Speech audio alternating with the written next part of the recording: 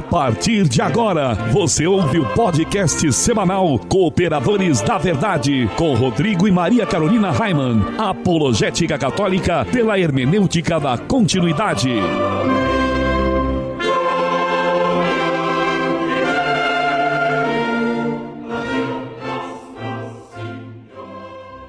Olá, amigo ouvinte, paz e bem. Desde já, agradecemos a sua audiência e pedimos a intercessão da Santíssima Virgem para que possamos conduzir o nosso podcast semanal segundo a vontade de nosso Senhor. Eu sou o professor Raimann e você está ligado nos Cooperadores da Verdade. Apresenta este programa comigo a minha esposa Maria Carolina Raimann. Tudo bem, Carol? Tudo ótimo, Raimann. Muito bem, graças a Deus. Salve Maria Imaculada. Um grande abraço a todos que nos acompanham no site, nas redes sociais e nas diversas rádios que nos retransmitem. Se você é amigo da verdade que é Cristo, fique conosco, pois aqui se fala a verdade. Custe o que custar, doa a quem doer. Sim, o nosso apostolado é de apologética católica pela hermenêutica da continuidade, mas todos são bem-vindos. Se você não é católico, continue conosco e quem sabe até o fim deste programa, Deus te converte. Queremos te convidar agora para rezar conosco. São tantas coisas para agradecer, são tantas pessoas que nos pedem orações. Junte as suas intenções às nossas intenções e rezemos juntos. Estamos reunidos em nome do Pai, do Filho e do Espírito Santo. Amém. Pater noster qui es in cieli sanctificetur nomen tuum. Advenia regnum tuum, fiat voluntas tua sicut in cielo et in terra. Panem nostrum quotidianum da nobis hodie, et dimitis nobis debita nostra, sicut et nos dimittimus debitoribus nostris, et ne nos inducas in tentationem, sed libera nos a malo. Amém. Ave Maria, gratia plena Dominus tecum, benedicta tui mulieribus et benedictus fructus ventris tui, Iesus. Sancta Maria, Mater Dei, ora pro nobis peccatoribus, nunc et in hora mortis nostri. Amém. Gloria Patri et Filio et Spiritui Sancto, sicut erat in principio et nunc et semper et in saecula saeculorum. Amém. Senhor, quem sois vós e quem sou eu? Vós, o Altíssimo Senhor do céu e da terra, e eu, um miserável vermezinho, vosso ínfimo servo. Grande e magnífico Deus, meu Senhor Jesus Cristo, iluminai o meu espírito e dissipai as trevas da minha alma. Dai-me uma fé íntegra, uma esperança firme, uma caridade perfeita. Concedei, meu Deus, que eu vos conheça muito para poder agir sempre segundo os vossos ensinamentos e de acordo com a vossa santíssima vontade. Absorvei, Senhor, eu vos suplico, o meu espírito, e pela suave e ardente força do vosso amor, desafeiçoai-me de todas as coisas que debaixo do céu existem, a fim de que eu possa morrer por vosso amor, ó Deus, que por meu amor vos dignastes morrer. Amém. Amém. E continuamos reunidos em nome do Pai, do Filho e do Espírito Santo. Amém. Amém. E no quadro A Vida dos Santos, nós estamos estudando a vida dos santos franciscanos. No último programa, nós falamos de Santa Joana de Valois. A vida dos santos. Carol, quem foi o santo franciscano escolhido para o programa de hoje? O santo de hoje é Santo Tomás d'Aquin de Ise. Conta para o povo, então, Carol, um pouquinho sobre a vida de Santo Tomás. Muito bem, ele foi um mártir japonês da Terceira Ordem. Olha aí, outro da Ordem Franciscana Secular, hein? Canonizado por Pio IX em 8 de junho de 1862. Faz tempo, hein? Taiko-sama era imperador do Japão entre os anos de 1582 e 1598. E nos primeiros anos do governo foi favorável aos cristãos. Após a desastrosa guerra com a Coreia, pretendeu dominar as ilhas Filipinas, que estavam sob domínio dos espanhóis. Perante a resistência, em 24 de julho de 1587, ele promulgou um edito de proscrição dos cristãos. Contudo, a ação missionária continuou e o imperador Taiko-sama engavetou o decreto, mas foi seguindo atentamente por meio de espiões os movimentos dos missionários. Em 1593, alguns franciscanos, chefiados por São Pedro Batista, partiram de Manila para o Japão e foram recebidos cordialmente pelo imperador. Fundaram 2 conventos e dedicaram-se com afinco à evangelização dos nipônicos. Mas uma série de circunstâncias desfavoráveis reavivaram as hostilidades entre a Espanha e o Japão. A 8 de dezembro de 1596, o imperador Taiko-sama mandou prender em Osaka 6 franciscanos e 3 jesuítas, e em 31 de dezembro, em Meako, 15 franciscanos da Ordem Franciscana Secular. E sabe, eu desconfio que vai aparecer ainda, nos próximos programas, mais santos da Ordem Franciscana Secular que também estiveram envolvidos nessa mesma situação. Porque se foram 15 franciscanos que foram aqui presos, provavelmente outros deles, não digo que todos, mas talvez alguns outros tenham sido canonizados também. É verdade. E além desses 15 que foram presos, se juntaram mais 2 durante a viagem, né? Então, 17, são 17, então, né? Exatamente. Aos religiosos transportados para Meako, aplicaram um castigo que se usava com criminosos. Foi cortada a orelha esquerda deles. E fizeram-nos subir para carros e percorrer várias ruas das mais movimentadas, para serem vistos pelo maior número de pessoas, no intuito de infundir o terror aos cristãos e aumentar o sofrimento dos mártires. No entanto, o povo mostrava-se consternado e procurava socorrê-los. Da cidade de Meako, passando por Sekai, Korazu e Fakata, chegaram no dia 5 de fevereiro a Nagasaki, a Colina Santa, o lugar da execução, que se realizaria por crucifixão. Assistiram a esse espetáculo macabro numerosos cristãos e marinheiros portugueses. Contava-se entre as vítimas o Tomás Danke, natural de Ise, colaborador dos missionários e fervoroso terceiro franciscano. Da mesma forma que outros mártires, com o rosto radiante e admirável serenidade, desde esse púlpito continuava a pregar a fé em Jesus Cristo. Eram 10 horas da manhã, quando os esbirros de lanças em riste esperavam a ordem do governador para desferirem contra as vítimas o golpe mortal. Os carrascos assassinaram primeiro os religiosos e em seguida os outros japoneses. O último dessa gloriosa falange foi São Pedro Batista, que antes de ver consumado o seu próprio sacrifício, teve a alegria de ver partir para o céu todos esses seus filhos, condecorados com a coroa do martírio.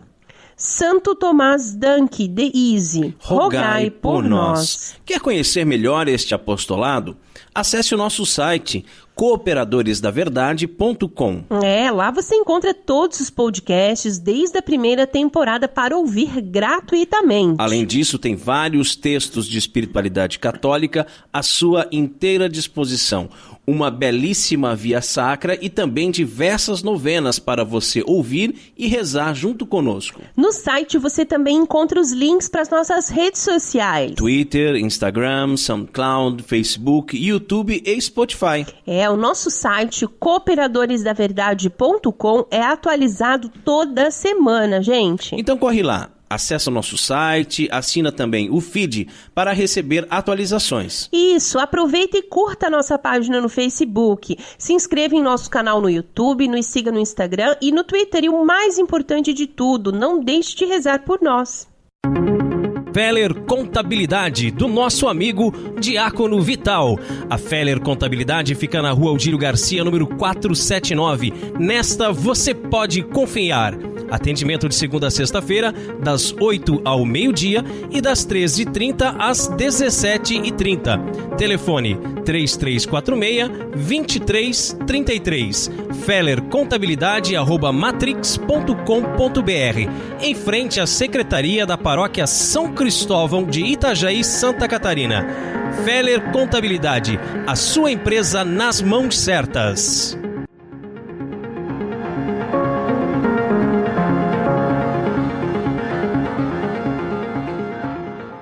E se você também gostaria de anunciar a sua empresa no programa Cooperadores da Verdade, entre em contato conosco e ajude-nos a evangelizar. Nosso e-mail é contato@cooperadoresdaverdade.com ou também pelo WhatsApp DDD 47 e o nosso número é 99718 3296. Carol, qual é o conselho de Padre Pio para nós no programa de hoje? Jesus nunca está sem a cruz, mas a cruz nunca está sem Jesus. Orando com Padre Pio. Amigo ouvinte, nosso Senhor Jesus Cristo disse: quem quiser ser meu discípulo, deixe tudo o que tem para trás, tome a sua cruz e depois me siga. Nós somos discípulos da cruz. Não tem como seguir o Mestre sem antes abraçar a cruz. São Paulo, na sua primeira carta aos Coríntios, nos diz: os judeus pedem sinais milagrosos, os gregos procuram sabedoria, nós, porém, pregamos Cristo crucificado, escândalo para os judeus e insensatez para os pagãos. É triste perceber quantas comunidades eclesiais espalhadas, por esse nosso Brasil afora, que se dizem cristãs, mas que se parecem mais com os pagãos narrados aqui por São Paulo, não é mesmo? Elas acreditam que pregar um Cristo crucificado é insensatez, tendo em vista, lógico, que Jesus ressuscitou dos mortos. Ele ressuscitou verdadeiramente. Mas é claro que nós, cristãos católicos, sabemos que Jesus ressuscitou. E esse é o grande motivo da nossa alegria, Raiman? E que Jesus não está pregado na cruz, e sim sentado à direita de Deus Pai, Todo-Poderoso, de onde há de vir a julgar os vivos e os mortos, e cujo reino não terá fim, como diz na oração do Credo. Mas quando o Padre Pio diz que Jesus nunca está sem a cruz, e a cruz nunca está sem Jesus, ele quer dizer que são coisas que estão intimamente ligadas, e que se você quer chegar a Jesus, se você quer ser discípulo dele, é preciso abraçar a cruz de cada dia e amá-la assim como Jesus amou a sua cruz. É preciso morrer para o mundo, renunciar ao pecado e saber sofrer as demoras de Deus. Mas, ao mesmo tempo, saber que a cruz não vem sozinha. O sofrimento, a dor, não vêm sozinhos, pois, como disse Padre Pio, a cruz nunca está sem Jesus. É uma grande consolação, não é mesmo, Maria Carolina? É verdade. Porque nós sabemos que para seguirmos Jesus, nós precisamos abraçar a cruz. Ninguém vai ao céu, ninguém vai passar para a glória da eternidade sem passar por sofrimentos nessa vida. Isso é claro. Quem acha que essa vida aqui é um parque de diversões, que aqui é para a gente ser feliz, aproveitar em todas as baladas, as raves, as festas, e usar todo tipo de drogas e bebidas, e ter todo tipo de relação sexual com todo mundo, e etc, está redondamente enganado. Essa vida aqui não é um palco, uma peça feliz, um filme com final feliz.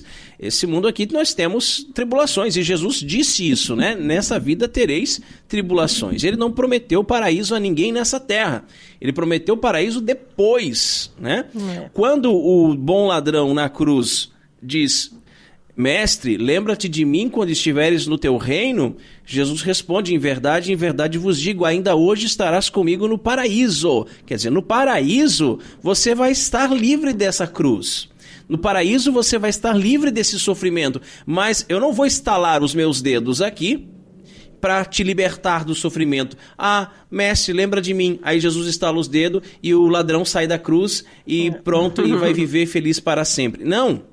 A felicidade eterna, ela só vai existir no reino dos céus, E é uma grande ilusão achar que é o contrário. Mas nós temos essa grande consolação de sabermos que o sofrimento vem, mas junto com a cruz está Jesus. Exato. Está Jesus que nos consola, que nos conforta, que nos reanima e que disse para nós que o jugo dele é suave e que o fardo é leve e que nunca daria provações para nós maiores do que nós pudéssemos suportar. Exato, e tem outra, né, Raiman? Quando Jesus fala naquela passagem, né, vende tudo que tem, toma a tua cruz e me segue. Então, o próprio Cristo foi quem nos mandou, né, também carregar a nossa cruz. O sofrimento, a dor, ele faz parte da nossa vida, ele é né? purificador, ele é santificante, né? Se a gente souber, né, sofrer, na verdade a gente não sofre. O ouro tem que ser provado no fogo, né, para poder ser purificado. É verdade. E por isso que a gente olha a cruz e a gente tem uma admiração muito grande e a gente, assim como nós adoramos ao nosso Senhor, a cruz também para nós é motivo de grande alegria, porque nós sabemos que Cristo venceu a cruz e que se Ele venceu, nós também venceremos. Que assim seja. Amém. Livraria Católica Auxílio dos Cristãos. Artigos religiosos. A Livraria Auxílio dos Cristãos fica na Praça Governador Irineu Bornhausen, centro de Itajaí, no estacionamento da Igreja Matriz do Santíssimo Sacramento. Calendários, bíblias, livros, artigos litúrgicos, camisetas, cartões, presépios, crucifixos, imagens sacras, CDs, DVDs e muito mais. Telefone 3349-0692. 3349-0692. Livraria Auxílio dos Cristãos. 21 anos de tradição. Você gostaria de ajudar esse apostolado a crescer e levar a palavra de Deus a mais famílias como a sua? Faça sua doação de qualquer valor, por depósito ou transferência bancária. Você pode também contribuir com a nossa vaquinha ou se tornar um sócio do Clube do Ouvinte dos Cooperadores da Verdade através do apoia.se.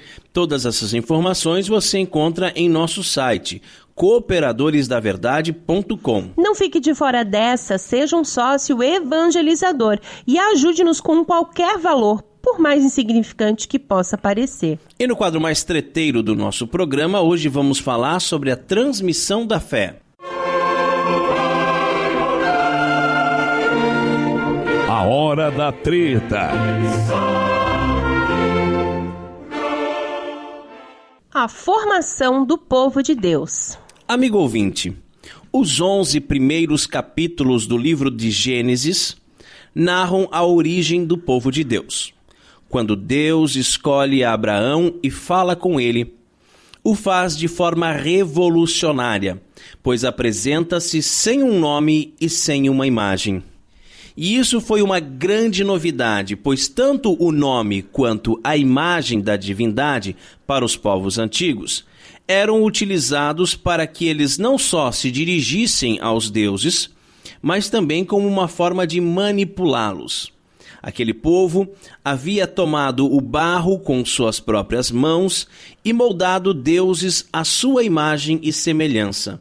Tinham ocupado o lugar do verdadeiro Deus, tornando-se assim idólatras.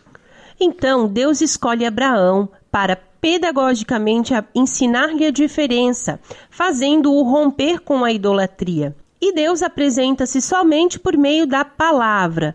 Não tem mais nada, apenas a voz. Dirige-se a Abraão dizendo, sai da tua terra, ou seja, rompe com o passado idolátrico, com a religião que recebeu dos teus pais. Todo esse deslocamento de mentalidade é conhecido como metanoia, que significa conversão, mudança. E para congregar a humanidade dispersa, Deus elegeu Abrão, chamando-o para fora de seus pais e sua casa, para fazer dele Abraão, isso é, o pai de uma multidão de nações. Em ti serão abençoadas todas as nações da terra. A partir do capítulo 12, começa uma nova história, a do povo de Deus, quando Abrão torna-se Abraão, o pai de uma multidão de nações. Assim, desde o início do chamado de Abraão, Deus tinha no horizonte a igreja, pois o chamamento não poderia ficar restrito ao povo de Israel, mas deveria ser levado a uma multidão de nações. A promessa de Deus se manifesta na Igreja Católica, o que permite afirmar que a igreja é no Novo Israel. Israel é o povo sacerdotal de Deus, aquele que traz o nome do Senhor. É o povo daqueles aos quais Deus falou em primeiro lugar, o povo dos irmãos mais velhos da fé de Abraão. Os grandes homens que formaram o povo de Israel são venerados pela Mãe Igreja. Os patriarcas e os profetas, bem como outras personalidades do Antigo Testamento, foram e serão sempre venerados como santos em todas as tradições litúrgicas da Igreja. A posteridade de Abraão, portanto, forma o povo eleito com quem Deus fez aliança e livrou da escravidão do Egito. Fez com ele a aliança do sinal e deu-lhe por intermédio de Moisés a sua lei, para que o reconhecesse e o servisse como o único Deus vivo e verdadeiro, Pai providente e juiz justo, e para que esperasse o Salvador prometido. Esta escravidão do Egito é simbólica, pois recorda a grande Páscoa que Jesus irá fazer.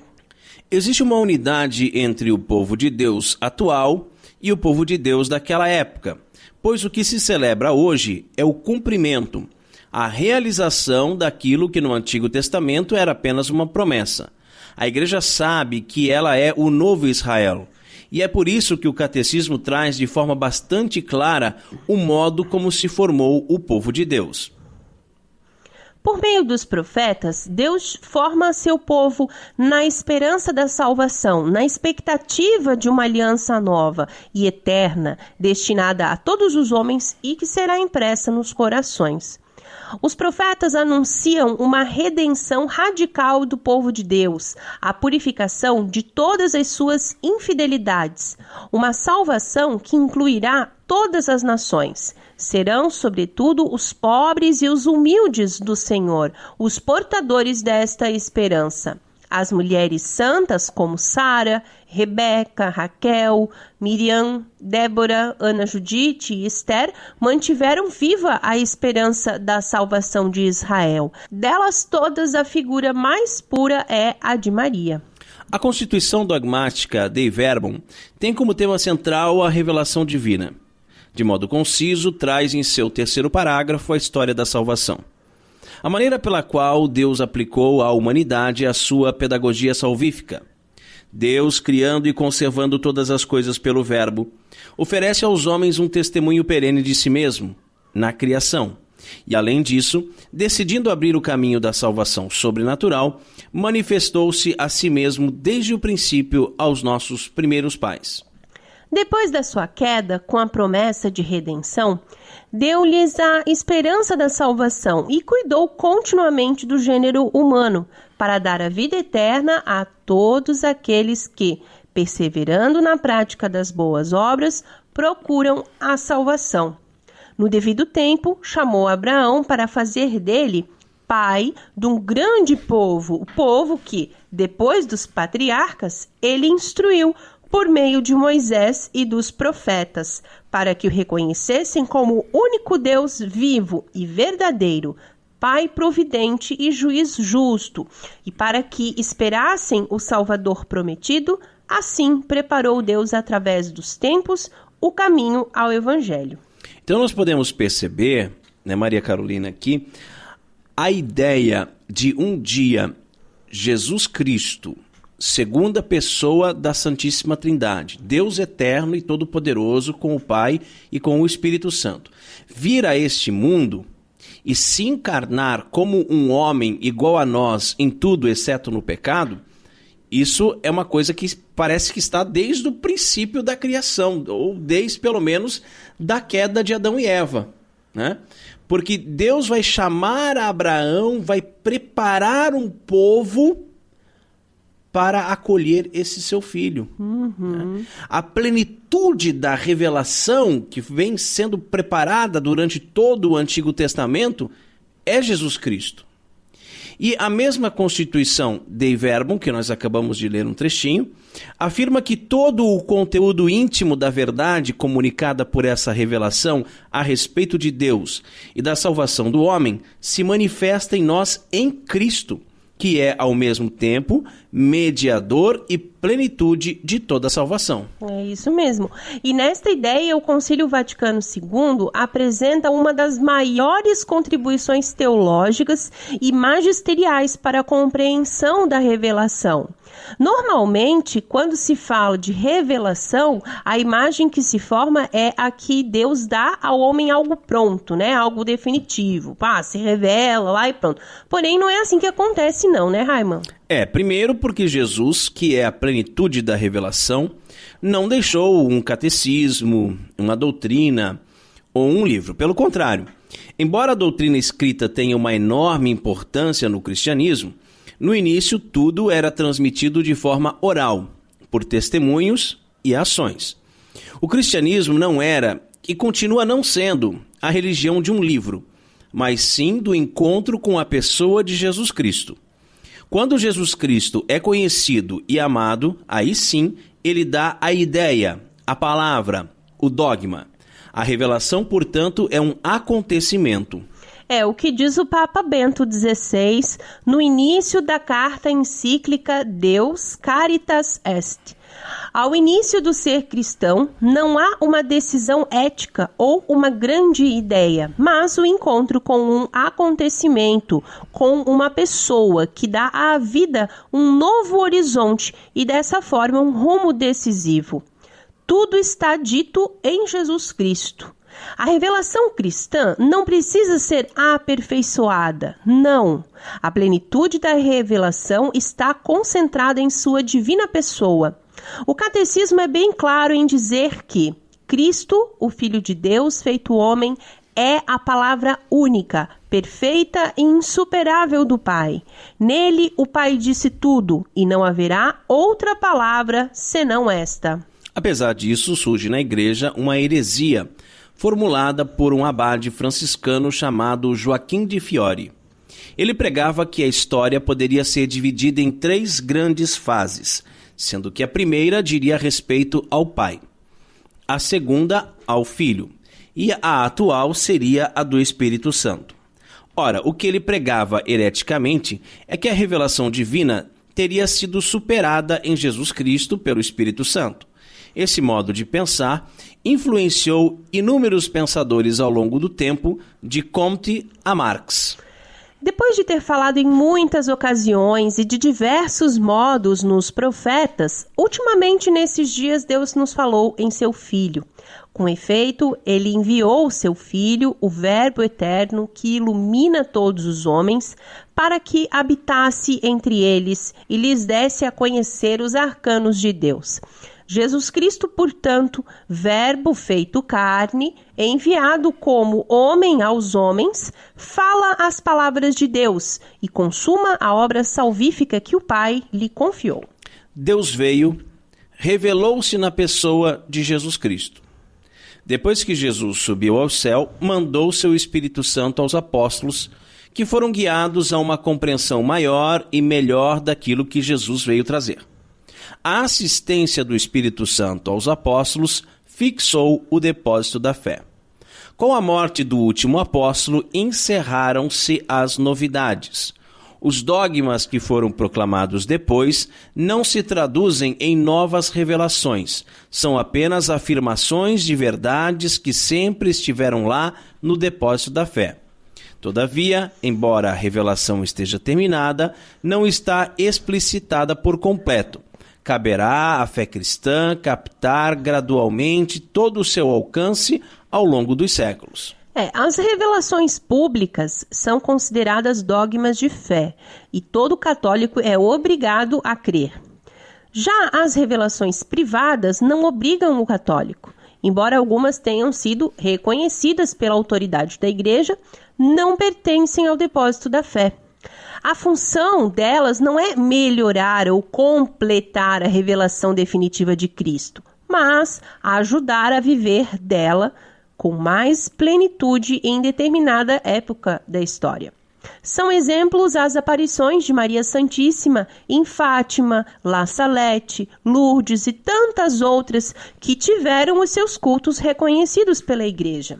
No entanto, a fé dispensada às revelações privadas reconhecidas pela Igreja exige um outro posicionamento do católico, diferente daquele adotado em relação às públicas. Em se tratando dos dogmas, o católico, mesmo não entendendo ou achando improvável, crê porque foi revelado pelo próprio Deus ou pela Igreja, ou seja, por causa da autoridade de quem fala, a fé é estabelecida. Aí é que tá, né? Não pode questionar nada. Mesmo que você não entenda, que você ache improvável, você crê porque você é católico. Senão, não é católico. Senão, não é católico. E, infelizmente, tem muita gente que já deixou de ser católico há muito tempo e ainda não se deu conta disso. Aquela pessoa que diz assim, eu sou católico, mas... Esse mas não pode existir, gente, né? Não tem eu sou católico mais, eu sou católico inteiro, né? Sim. A própria palavra católico vem do grego katholon, né? Que significa estar para o todo. Seria traduzido como universal, né?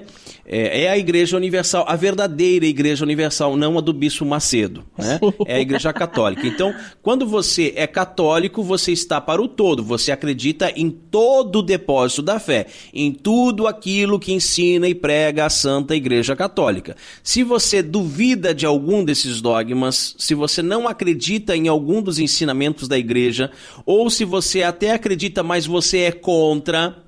Eu sei, a igreja prega isso, mas eu não concordo, eu não sou a favor, eu sou contra. Vamos dar um exemplo aqui, né? Questão dos anticoncepcionais. Quantos casais católicos que usam anticoncepcionais e dizem, não, eu sei que a igreja prega isso, mas eu sou contra. Eu acho que, né, o achismo, né? Eu acho que eu deveria usar um método para evitar filhos, porque eu não estou preparado para ser pai agora, porque nós não estamos numa condição financeira favorável, porque nós estamos querendo fazer uma viagem no fim do ano para a França, e etc, etc. E por N motivos, vão contra aquilo que a igreja ensina. Então, se você não concorda, ou se você não acredita, ou se você concorda, mas de repente você não segue, né? Você não é católico. Você não é católico, né? E aí a gente encontra, por exemplo, questões em relação ao Concílio Vaticano II, né? Eu ia falar a gente vê muito isso, gente, muito. Tudo bem, nós sabemos que o Concílio Vaticano II não é um concílio dogmático, ele é um concílio pastoral. Sendo pastoral, né, não tem ali verdades da fé reveladas que nós estejamos obrigados a acreditar naquilo, tá? Mas ocorreram algumas mudanças com o concílio. Eu posso até não concordar com essas mudanças. Eu posso não concordar, por exemplo, com o novo ofertório da missa. Na missa nova, na forma como o ofertório é conduzido, por exemplo. Eu posso até não concordar. Mas eu não posso dizer que é inválido. Eu não posso dizer que aquela missa não tem validade, porque ela tem, né? Ela foi definida num concílio. Ah, mas é que sofreu influências dos protestantes, sofreu influências da maçonaria e etc, etc, etc. Mas foi aprovado pela igreja, né? E aí nós temos todos os documentos do concílio, nós temos uma série de mudanças que ocorreram. Eu posso até ter as minhas preferências pessoais e dizer, eu prefiro ir à missa tridentina. Onde eu souber que tem missa tridentina, eu vou. Ótimo, parabéns. Mas eu não posso dizer, se não tiver missa tridentina, eu não vou à missa.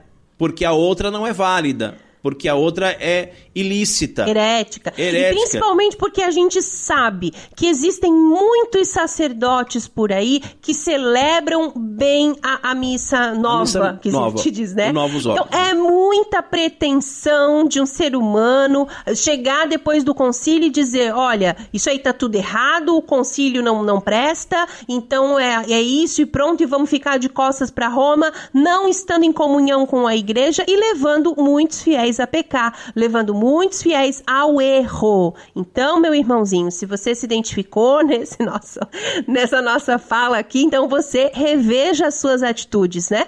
reveja se você continua sendo católico mesmo ou você já se debandou aí pro lado dessas seitas. Nós sabemos que é um direito nosso de católico, né, termos a missa celebrada no rito extraordinário, né, na forma extraordinária do rito romano, que nós sabemos que pelos documentos da igreja não há necessidade nem de pedir autorização para o bispo, né?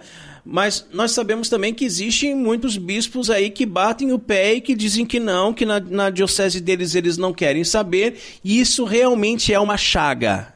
Isso realmente é uma ferida, isso realmente dói dentro da Igreja Católica, isso machuca quantos e quantos fiéis sedentos da missa tradicional, e os bispos não abrem as portas, os bispos se fecham, os bispos dão as costas para os fiéis, abrem os seus salões paroquiais para encontros falando pró-aborto, encontro de MST, encontro de CUT, encontros diversos que não tem nada a ver com a fé católica, fazem aí celebrações, missa afro, missa gaúcha, missa baiana, missa indígena, coisas ridículas, coisas que realmente desrespeitam o nosso Senhor, ofendem o nosso Senhor, profanam a Sagrada Eucaristia, mas o fiel pede uma missa tridentina, não quero saber disso aqui.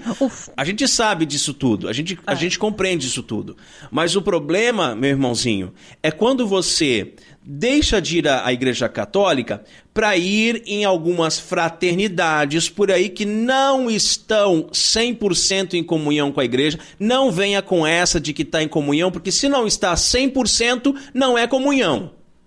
Só será comunhão se for 100% em comunhão com a Igreja. Fraternidades por aí que não estão 100% em comunhão com a Igreja, aí você frequenta lá, e lá o padre daquela fraternidade, na hora do sermão, se aproveita da audiência cativa para falar mal da Igreja Católica, para dizer que você não deve ir, para dizer que é preferível você rezar um terço em família no domingo do que ir à Santa Missa. Pelo amor de Deus! Isso é muito triste, principalmente porque nós sabemos e reconhecemos que a Igreja Católica, ela tem uma abertura assim, para RCC, para missa afro, para missa, mas para os católicos tradicionais, e nós se fecha, aqui né? Nos enquadramos nisso, né? A igreja realmente se fecha. Não há um acolhimento, não há realmente uma forma da igreja saber lidar bem com relação a isso. Parece que alguns sacerdotes acham, então, que depois do concílio, acabou aquela era e pronto. Não, a gente precisa olhar o Concílio Vaticano II como mais um concílio da igreja, né? Por isso que nós trabalhamos com a hermenêutica da continuidade, né? Exatamente. E nós aqui,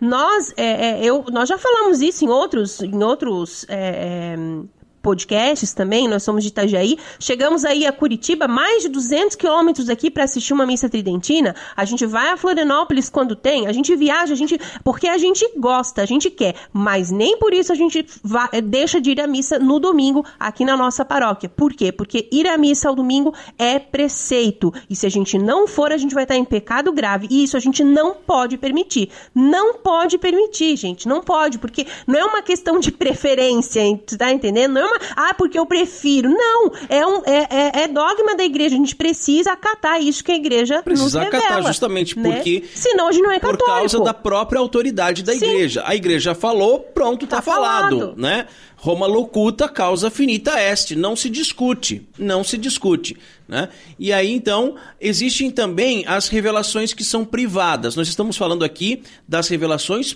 públicas. Em relação às revelações privadas, é preciso utilizar os argumentos racionais apresentados para formar a fé. A fé cristã não pode aceitar revelações que pretendam ultrapassar ou corrigir a revelação da qual Cristo é perfeição. Então vamos imaginar que Lutero, claro, isso não aconteceu, tá? Mas é só uma questão de imaginação. Vamos imaginar que Lutero tenha tido uma revelação privada, que o próprio Cristo tenha aparecido para ele e dito: Lutero, reconstrói a minha igreja, porque a igreja católica faliu, ela não tem mais jeito, não deu certo, foi um projeto mal sucedido, ela não funcionou, agora vai e reconstrói a igreja. Bom, a gente não é obrigado a acreditar nessa revelação privada. O que a gente é obrigado a acreditar são nas revelações públicas, né? Então temos que tomar esse cuidado, usar da razão aí, né? Para conseguirmos entender essa questão das revelações privadas. E esse é o caso de certas religiões não cristãs e também de certas seitas recentes que se fundamentam em tais revelações. Diante disso, é muito importante ter sempre a clareza espiritual de saber que Jesus Cristo é que é a revelação.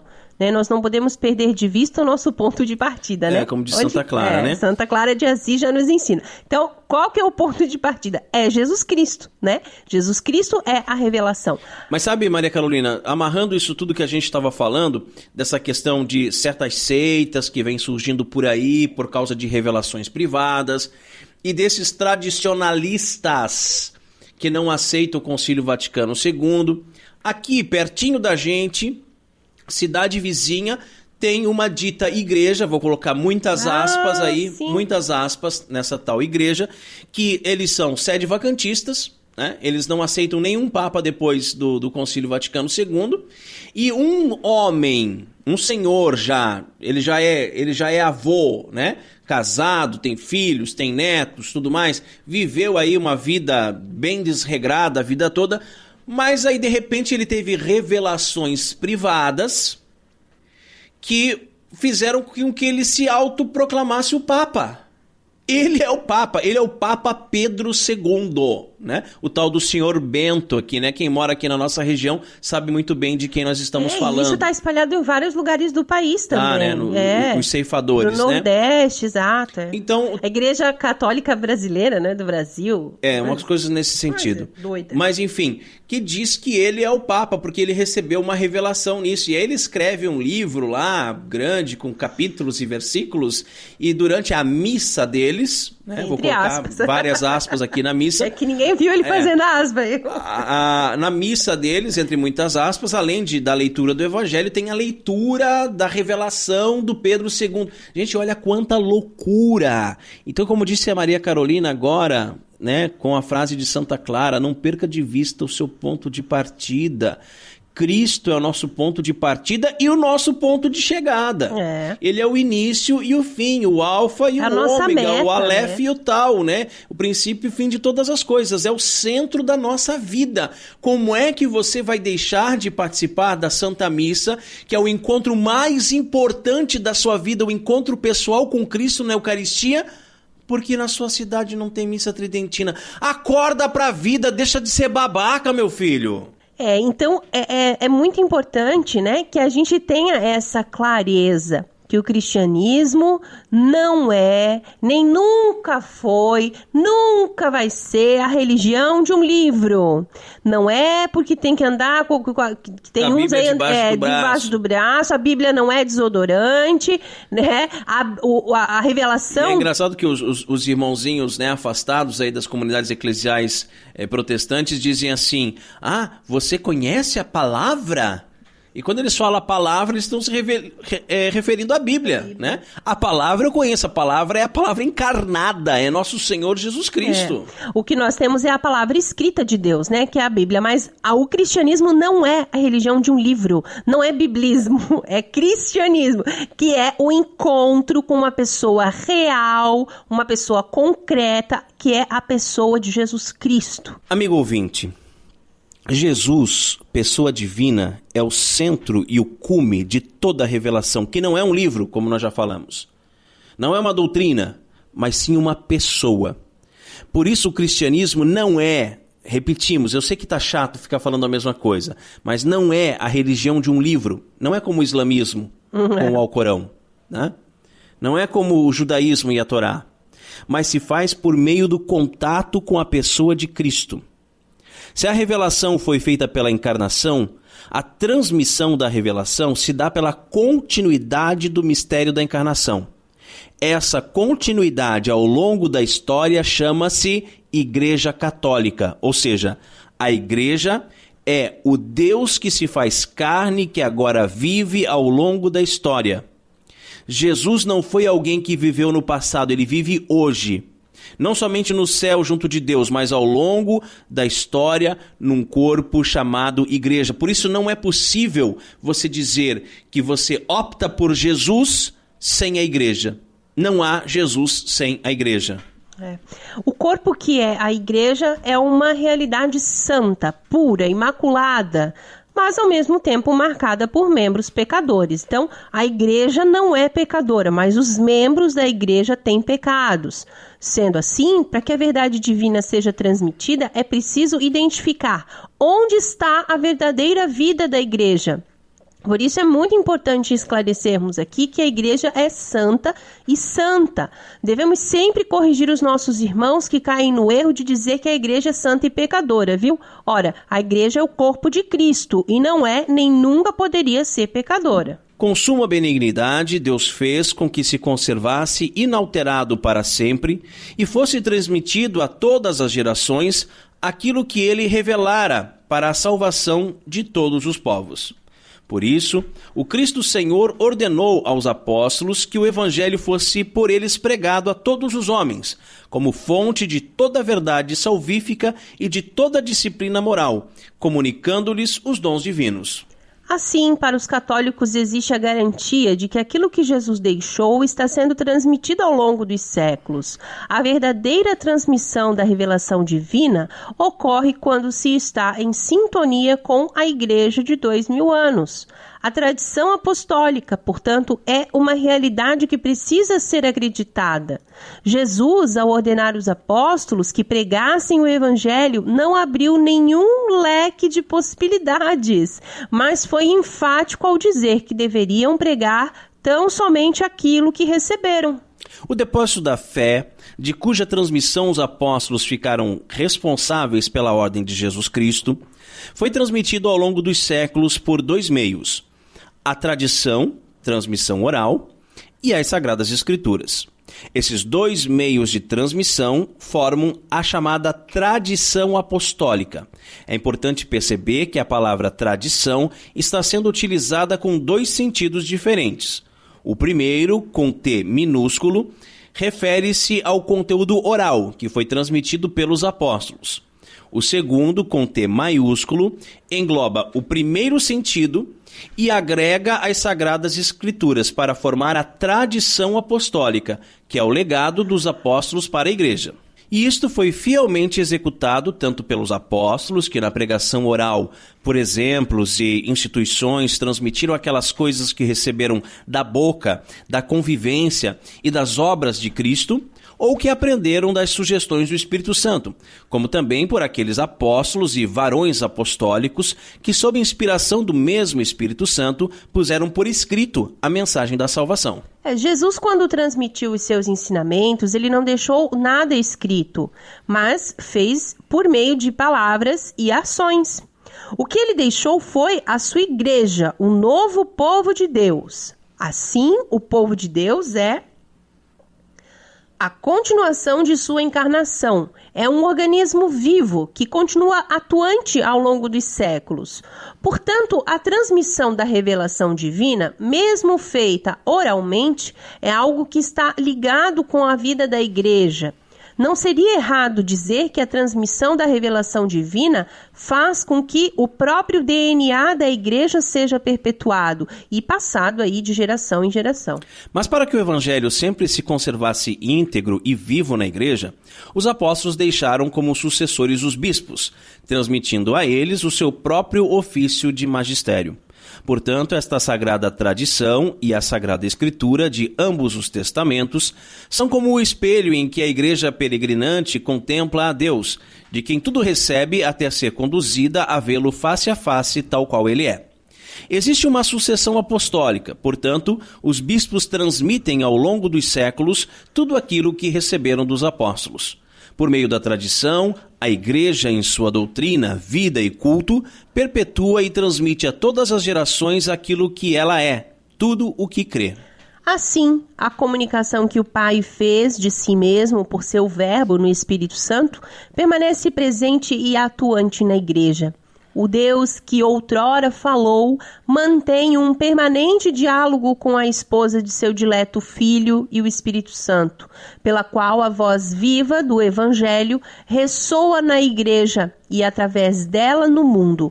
Leva os crentes à verdade toda e faz habitar neles abundantemente a palavra de Cristo. Existe uma transmissão da vida da Igreja por meio dos sacramentos, mas também dos simples costumes, tradições com T minúsculo, os quais, de certa forma, dão vida às tradições. Esses costumes não estão inseridos no depósito da fé, mas são importantes para manter viva a Igreja de 2000 anos. O chamado espírito do Concílio Vaticano II, entre aspas, que é uma maneira de interpretar esse concílio rompendo com os antigos e querendo instaurar uma nova era dentro da igreja, procura acabar com essas simples tradições. É a teologia do não precisa, Ora, não precisa de batina, não precisa de casula, não precisa de incenso, não precisa usar véu, não precisa do sinal da cruz, não precisa mais nada, Deve se focar ali no essencial. Ora, tudo isso não passa de um esquematismo sem vida. O que é transmitido não é só a essência doutrinal, mas a vida da igreja. O crescimento orgânico da igreja é real, pois ela não é imutável. Contudo, não se pode deixar para trás uma vida de 2000 anos, como se não se servisse mais. É verdade. Assim, a vida da igreja deve ser mantida em sintonia com a igreja de sempre, adaptada ao mundo, sem, contudo, deixar de obedecer aos preceitos deixados por nosso Senhor Jesus Cristo. Ela deve crescer sempre mais no conhecimento e no aprofundamento de Deus em concordância com o que está no depósito da fé. Cristo está presente na sua igreja, que é um prolongamento do mistério da encarnação. Ela vive e é o próprio Cristo que vive ao longo da história. É a constituição Dei Verbum quem continua a nos ensinar. Assim, a pregação apostólica expressa de modo especial nos livros inspirados devia conservar-se por uma sucessão contínua até a consumação dos tempos. É importante ainda deixar bem clara a distinção entre tradição com T maiúscula e tradição com T minúscula. O catecismo auxilia nesse sentido.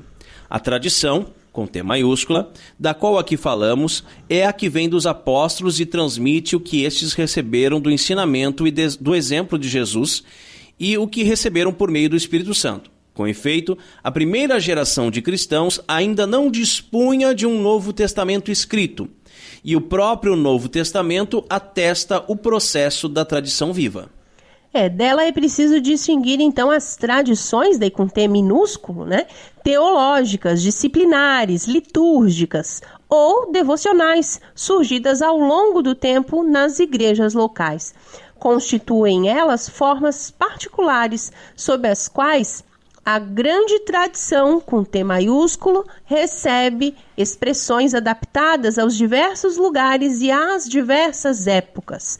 É à luz da grande tradição que estas podem ser mantidas, modificadas ou mesmo abandonadas, sob a guia do magistério da igreja. A igreja ensina que a missão de guardar a fé não é somente dos bispos. Todo o povo, ao aderir ao depósito da fé, torna-se responsável pela sua guarda. A Sagrada Tradição e a Sagrada Escritura constituem um só sagrado depósito da Palavra de Deus, encomendado à Igreja.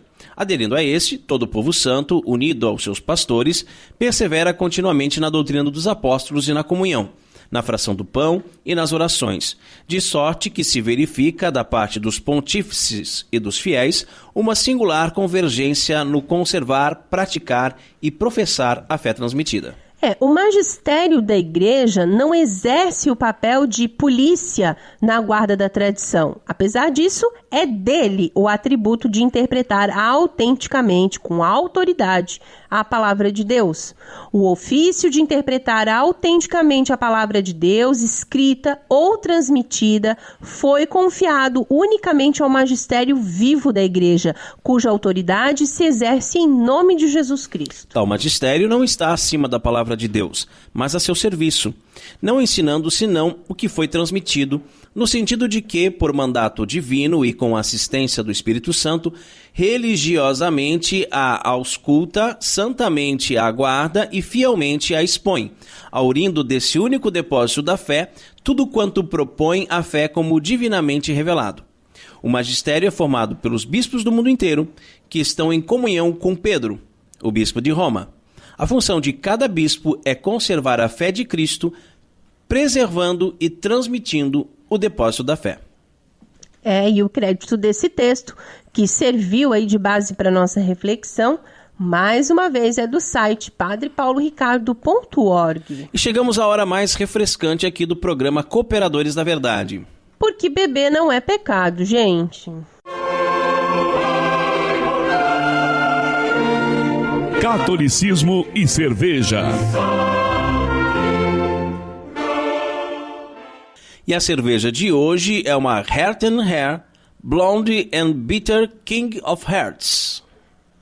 Cerveja forte, blonde e bitter, clara com amargor pronunciado. Cerveja genuinamente belga, mas uma cerveja importada aqui. Apesar de lupulada, seu teor alcoólico é relativamente baixo, o que torna perfeita para os dias ensolarados, que não é o caso hoje. Os amantes de uma cerveja integralmente amadeirada certamente apreciarão o seu Herten Heer. Essa cerveja tem um sabor amargo e distinto, com uma abundância dos melhores tipos de lúpulos europeus. Sem a adição de ervas, essa cerveja ainda tem um final longo, picante e amargo. Ela é produzida pela cervejaria Brouwerij Het Nest, da Bélgica. O estilo é uma Blonde Ale. O teor alcoólico é 6,5, tem uma cor âmbar e está disponível em garrafas de 355 ml. Harmoniza com refeições gratinadas, sopas e queijos duros. Adjuntoro nostro in nomine Domini. Qui fecit caelum et terra. Dominus vobiscum. Et cum spiritu tuo. Oremos. Benedici Domini creaturam instant cervejam quam ex adipi frumenti producere dinatus est. Usidi remedium salutari humano generi, et presta per invocatione in nominis tui sancti, ut quinque qui ex beberitim sanitatem corpus et anima tutelam percipiantem, per Christum Dominum nostrum. Amém. Bonita a cor dela, né? Uma cor bem âmbar mesmo, assim, lembra um acobreado, né? Uma espuma bem persistente, bonita também no copo. Uma cerveja cheirosa. Nossa, esse mas cheiro, é muito amarga. Esse cheiro da Blonde Ale, muito boa de experimentar. Carol já experimentou, né? Já tomei. Achei muito, muito amarga. Mas... o amargor bem típico dos lúpulos mesmo, né? Sim, sim. Mas o malte remete um pouco a biscoito. Ela é bem, bem saborosa, eu gostei. Bem encorpada. Né? Eu só não concordo muito ali com o texto que diz que ela é boa para dias ensolarados. Eu acho que ela é uma cerveja, assim, até boa para um diazinho friozinho como hoje. Então, um brinde. Ein Prosit der Gemütlichkeit. Catolicismo e cerveja conta com o apoio da Beer House Cervejas Especiais. Empório especializado em cervejas nacionais e importadas, com agradável espaço para degustação e inúmeras opções para presentes. Produtos para harmonização, copos, taças, kits e cestas e, é claro, muita cerveja. Aberto ao público de segunda a sexta, das 15 às 23 horas e aos sábados, das 10 às 22 horas. A nossa missão é trazer o universo cervejeiro cada vez mais próximo dos apreciadores dessa bebida inigualável. A Beer House está situada à Avenida Coronel Marcos Conder, número 950, Sala Térrea, Centro, Itajaí, Santa Catarina. beerhousemkt@gmail.com. Fone 3045-5821. Beer House, a primeira casa cervejeira de Itajaí. E rezemos a Virgem que nos proteja, nos guie e cuide do nosso apostolado. Salve Regina, Mater Misericordiae, vita dulce dois spes nostra salve. A te clamamos, exulis filii Eve, a te suspiramos, gementes e flentes in ac lacrimarum vale. Ea ergo advocata nostra, illos tuos misericordiis oculos ad nos converti, et Iesum benedictum fructum ventris tui, nobis pos hoc exilium ostende, o clemens, o pia, o dulce Virgo Maria, ora pro nobis sancta Dei genitrix, o dignificiamus promissionibus Christi. Amém. Subtum presidium confundimos Santa Dei Genitrix, nossas deprecações in despicias e necessitatibus nostris, sede periculis cum libera nos semper, Virgo gloriosa et benedicta. Amém. Chegamos ao fim de mais um programa Cooperadores da Verdade. Venha você também ser um cooperador. Colabore com esse apostolado, fazendo a sua doação para que nós possamos adquirir equipamentos melhores e manter esse programa no ar. Contamos com a sua generosidade e também com a sua oração. Muito obrigado a você que nos acompanhou nesse podcast. Ajude a divulgar compartilhando nas redes sociais.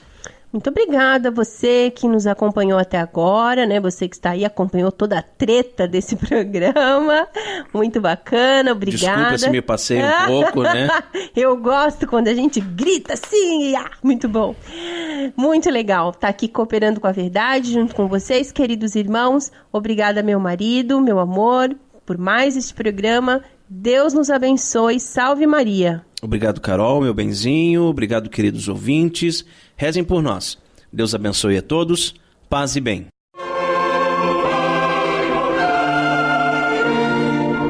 Você ouviu Cooperadores da Verdade com Rodrigo e Maria Carolina Raimann. Apologética católica pela hermenêutica da continuidade.